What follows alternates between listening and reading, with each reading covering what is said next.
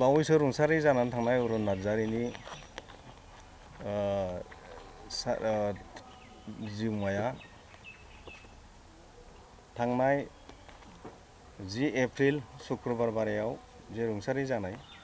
बिथां गेदेमा देंखोगिरि जोबोद मिलौदो देंखो बोनो हानाय हाग्रा बिथां बर'न नार्जारिया जे जोंनि बे मुलुगनिफ्राय आनज्रायलांबाय हरखाबै। दा बिनि जोंनि समाजनि नेम बायदियै जे दसा गारनाय 10 दिनजों बेखौ खालामखांबाय दाखालि 19 एप्रिल खालि। दा फैगौ 26 तारिखआव बा 26 एप्रिलावहाय बिथांनिनो जोबथा बिदाय बा सारादु जानो गोनां दं। दा बे सारादुखौ खुंफुंनो थाखाय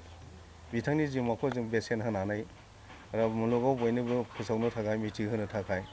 जे बिथाङा हारिमु मुलुगाव जिहेतु गोजोनबोनाय आरो बिहोमा होबोनाय खामानि मावबोनाय बिनि थाखायनो जोंनि हारिमु दुलाराय बर' हारिमु आफादनि लोगो लानानै दुलाराय बर' साहित्य सभा बे मोननैजों सिन्था खालामलायनायनि गेजेरजों माने जेरैबायदि जानांगौ बिनिफ्राय देरसिनै एसे लार्ज स्केलावहाय बेनि सारादुखौ खुंनो थाखाय जे सिन्था सरसा बे खालामनायनि गेजेरजों दा खुंफुं आफाद हिसाबै दानानै होजानाय जों माने सोद्रोमा चेयारमेन आं श्री जगेश्वर ब्रह्म आरो बेवहाय कनभेनर हिसाबै दाजानाय बर' साहित्य सभानि वान अफ नेहाथारि बा सेक्रेटारि बिथां सहेन नार्जारिमोन ना सहेन बसुमतारी आरो दुलाराय बर' हारिमु आफादनि आफादगिरि बिथां सुसिल हाज'वारि आरो जों दुलाराय बर' हारिमु आफादनि मानगोनां गाहाय नेहाथारि बिथां बिजितगिरि बसुमतारी आरो जोंहा जोंनि दुलाराय बर' हारिमु आफादनि मानगोनां बोसोनगिरि आरो चिफ इन्सट्राक्टर बिथां रहिन्द्रनाथ ब्रह्मजों लोगोसे गोबां नुजाफैनाय आरो न'खरनि जोंनि आदा बर'न नार्जारिनि गासै न'खरनि फेमिलि मेम्बार गावनि आंगो बिसिजों लोगोसे फिसाजो फिसाला आरो बेवहाय दिनैहाय जोंनि बाथ्राखौ फोसावनो थाखाय जोंनि हांख्रायनायाव नुजाफैनो हानाय जोंनि मिडिया पार्सन नोंथांमोन। दा गिबियावनो आङो आफादनि चेयारमेन जानानै नोंथांमोननो आरो जोंनि न'खरनि आरो रायजोनि जानानै साबायखर बरायबाय। दा बाथ्राया जों बेवहाय मानो जथुमनो बा बेफोरखौ फोरमायनो गोनां जादों बेखौ आं एसे आगोलाव बुंबाय जे बिथाङा जोंनि सासे बर' हारिनि जोबोद गोसोआव लाखिथाव आरो सिबिजाथाव खुलुमजाथाव सासे देंखो मुलुगाव देंखोनि राजा देंखोनि सम्राट मिलौदोनि राजा बेबायदि मोनसे गुन गोनां जायखौ जोङो रायजो राजाफोरनि साननाय हनायनि गेजेरजोंहाय रायजोफ्रा बिथांखौ देंखोनि अलंबार होननानै बिमुंबो होबाय। दा गतिके बे देंखोनि अलंबार बिथां बर'न नार्जारिखौ जाहाथे बिथांनि आत्माया सोरगोआव आलो गोजोनै इसोरनि खाथियाव जायगा मोननानै जाहाथे जोंनि बर' हारिखौ जाहाथे जेब्लाबो गोथां महरै गावनि मावलांनाय बिमायाबो जाहाथे जोंनियाव अमर हिसाबै थांनानै थायो आरो बिथांखौ जेब्लाबो जोंनि इयुन जोलैफ्रा इयुन जोलै आफ्टार इयुन जोलै जेनेरेसन आफ्टार जेनेरेसन बिथांखौ जाहाथे गोसोखांनो हायो बा बिथांनि मावनाय मावखिन्थिखौ जोङो माने संदाननानै गावबा गाव लामायाव बा समाजनि बे हारिमु बिथिङाव जाहाथे गावखौ जौगाखांहोनो हायो आरो हारिखौ फेहेरनायाव मदद होनो हायो बिनि थाखाय जों बेखौ फोसावदिंनाय बा एसे गाजा गोमजायै सानसेनि हाबाफारिजों बेखौ सारादु हिसाबै खुंफुंनो जिहेथु लादों बेवहाय जोङो दिनै बयबो रायजो राजा हारि आरो हारिमु अनसुला बा सिबियारि बिथांमोनखौ जों दिनै खावलायनो थाखाय बे मोनसे दिनै माने मिडियाजों जोङो मोगा मोगि जादों बा आइ आफा रायजो राजाखौ जोङो खावलायनो आखायाव लादों। बेनो जाबाय फैगौ 26 एप्रिल रबिबार ना रबिबार बे समाव जोङो सानसेनि हाबाफारिजों गाजा गोमजा खुंनो लादों। जेरैहाय हाबाफारि हिसाबै फुङावहाय आलासि रिसिपसन खालामनाय आरो जयग' होनाय आरो बिथांखौ हमेज होनाय बिबार बावनाय आरो बेजों लोगोसे बे गेदेमा बर'न नार्जारिनि बागैनो बिथांनि मावखिन्थि बा बेकग्राउन्डनि सायाव मावलांनाय कन्ट्रिबिउसननि सायावहाय जाहाथे मिथिनाय जोंनि गेदेमाफोरा फंसे फंनै बाथ्राजों सावरायनानै जोंनि मिथियै रायजोफोरखौ मिथिहोयो। बेनिखायनो सावरायग्लांनाय मोनसे प्रग्राम लादों आरो बेनिफ्राय रायजो राजाखौ जाहोनाय मोनसे जाहोनाय लोंहोनाय मिरामिसब्लाबो मिरामिस आमिसनिथ' खोथा गैया ओंखाम जानाय खालामदों। आरो बेनिफ्राय मोनाबिलियावहाय जोङो बर'न नार्जारिनि देंखोजों सोरजिजानाय बे आलायारन सिनेमाखौबो जोङो मोनाबिलियाव दिन्थिनायनि खाबु लादों बा बेखौ दिन्थिनो नाजादों। दा बेबायदिनो माखासे गोनां गेदेमा मानसि सुबुंफोर फैनायनि गेजेरजों आरो बिथांमोननि सावरायनायनि गेजेरजों एसे मेहेरगोनां जागोन। बेनिखायनो जोंनि गासै हारि आरो हारिमुखौ मोजां मोनग्रा रायजो राजा आरो जोंनि गुबुन गुबुन गौथुम बा जातीय संगठन आफाद जेरैहाय जोंनि दुलाराय बर' हारिमु आफाद, बर' साहित्य सभा, दुलाराय बर' फरायसा आफाद आरो जोंनि बर' सिने आर्टिस्ट एस'सियेसन आरो Bodo' radio and television artist association आरो आइजो अनसाय आफाद आरो ओरैहाय बर' समाज आफाद, गावबुरा समाज आरो ट्राइबेल संघ आरो राइटार्स एकाडेमि,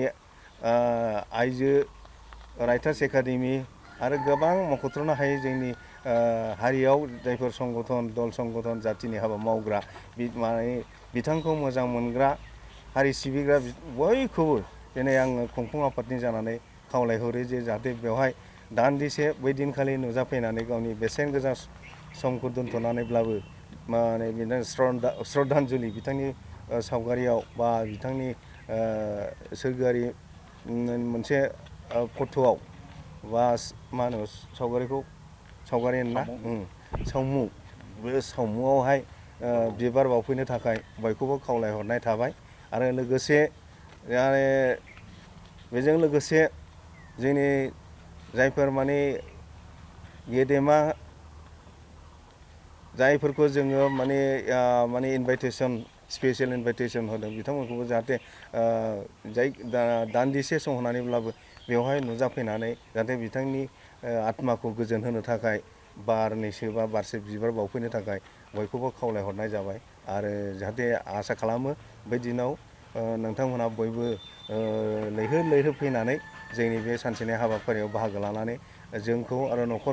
न'खरनि गासै सोद्रोमाफोरखौ जाहाथे गोजोनग्लाय होयो बेखौनो आङो खुंफुं आफादनि जानानै खावलायनाय थाबाय। जाहाथे नोंथांमोनहा बयबो अननानै गासिबो आफादाव थानाय बा मिडिया पार्सनानो होन बा गुबुन रायजो राजा बा आफादनि सोद्रोमा बा मावथि बिथान दैदेनगिरिफोरानो होन बयबो जाहाथे मिथिनाय लोगो लोगो हानायमानि गावनि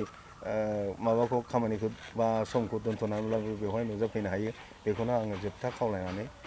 आंनि बुंनायखौ एसेयावनो फोजोबबाय आरो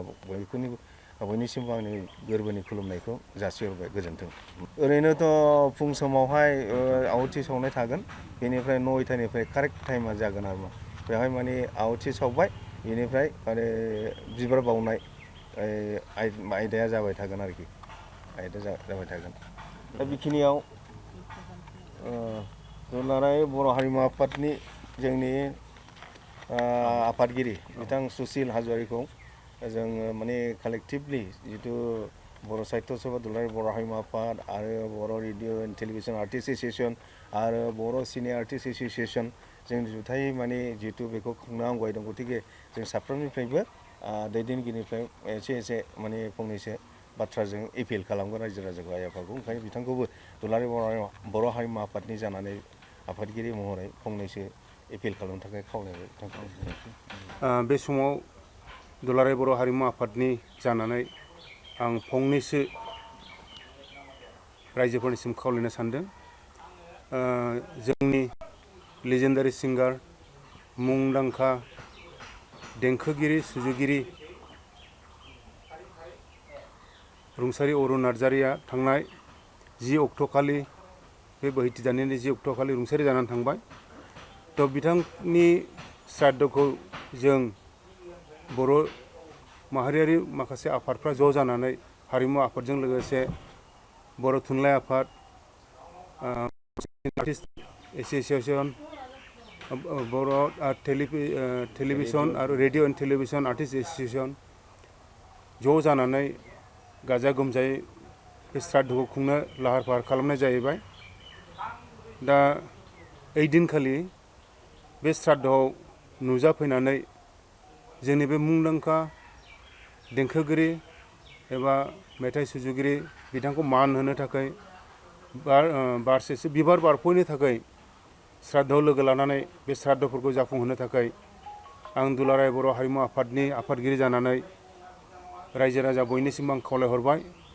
बयबो गेदेमाफोरखौ रायजो राजाफोरखौ बे मुंदांखा देंखोगिरिखौ बिबार बारसे बावनानैब्लाबो मान होफैनो थाखाय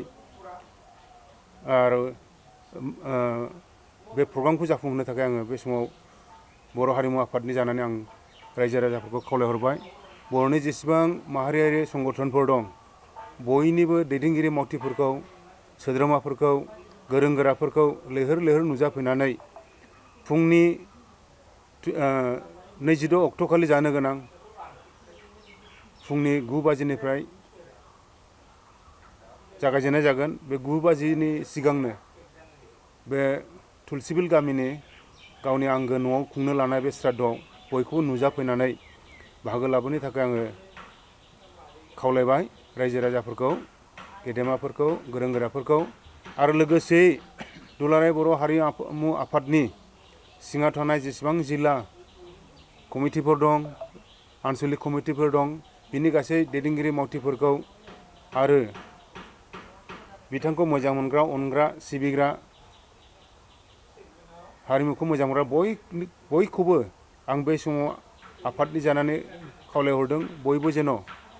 ओइदिनखालि लैहोर लैहोर फैनानै बे श्राद्धखौ जाफुंहोफैयो आरो गाजा गोमजायै बिथांखौ मान बावनो हायो। बेखौनो आं आफादनि जानानै बे समाव गुरैयै खावलायबाय। एसेनोसै, गोजोन्थों।